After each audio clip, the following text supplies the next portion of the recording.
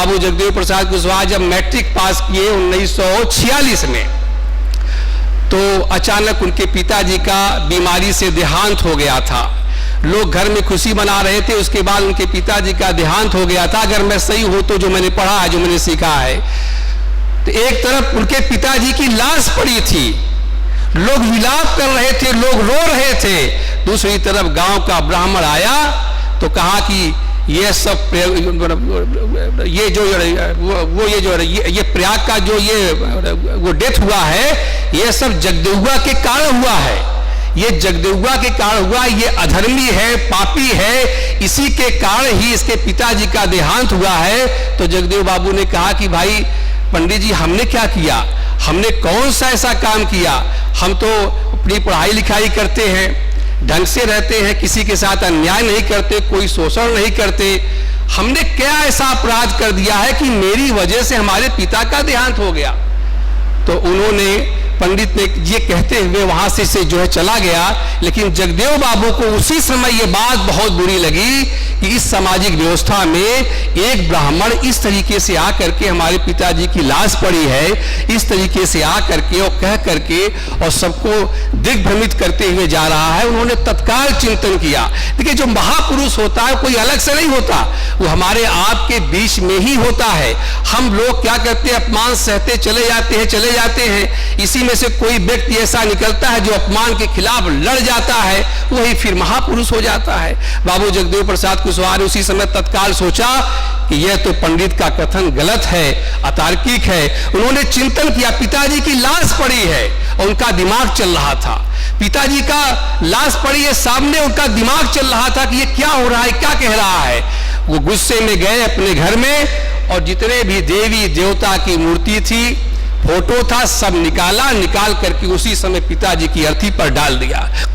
अब उनको किसी ने बताया नहीं था, ये महापुरुष के लक्षण होते हैं कि उन्होंने तत्काल उनको ये ज्ञान प्राप्त हो गया कि इसका मतलब कि जब ब्राह्मण जो धर्म का अगुआ है, जिसको आकर के हमें समझाना चाहिए, बताना चाहिए, वो अपना धर्म की गुंडाई कर रहा है, धार्मिक डकैती कर रहा है, तो मैं अब डकैतों का साथ नहीं दूंगा। और जो डकैती के माध्यम है, धार्मिक जो शोषण का माध्यम है, सब देवी देवताओं की तस्वीर को लाकर के पिता की अर्थी पर डाल दिया।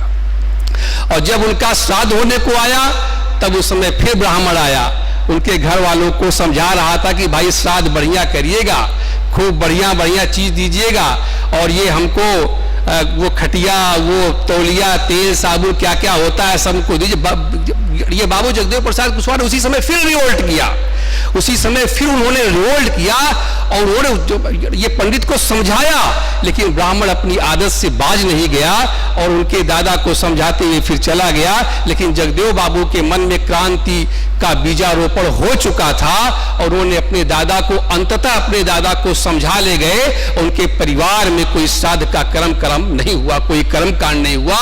यह बहुत बुनियादी बदलाव था उस जमाने में, जहां आज भी हमको तो लगता है जो लोग यहां बैठे हैं, इसमें से भी बहुत से लोगों की हिम्मत नहीं पड़ती होगी कि वो श्राद्ध का विरोध कर सके, कर्म कांड का विरोध कर सके। और जगदेव बाबू उस समय श्राद्ध का विरोध किए, अपने घर में कोई कर्म कांड नहीं करवाया।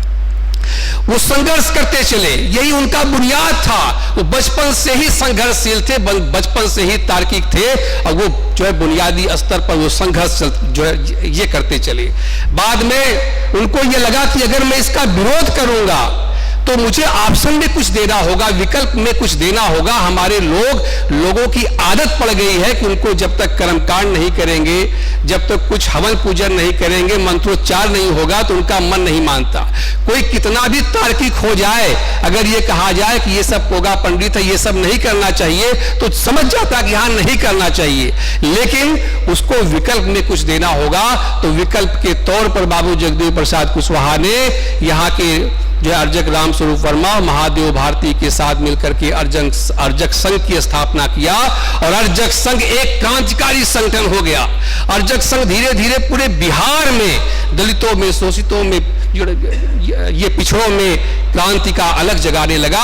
इसका बुनियादी असर ये हुआ कि जो 10% सवर्ण थे, जिन्हें बाबू जगदेव प्रसाद कहा करते थे कि ये 10% ही शोषक हैं, ये 10% पूंजीपति, अमीर और सवर्ण समाज के लोग हैं, 90% जो कमेरा समाज है, जो कमा करके खाता है, नीच जाति का है, छोटी जाति का है, गरीब है, पददलित है, ये 90% की आबादी है और ये शोषण होता है।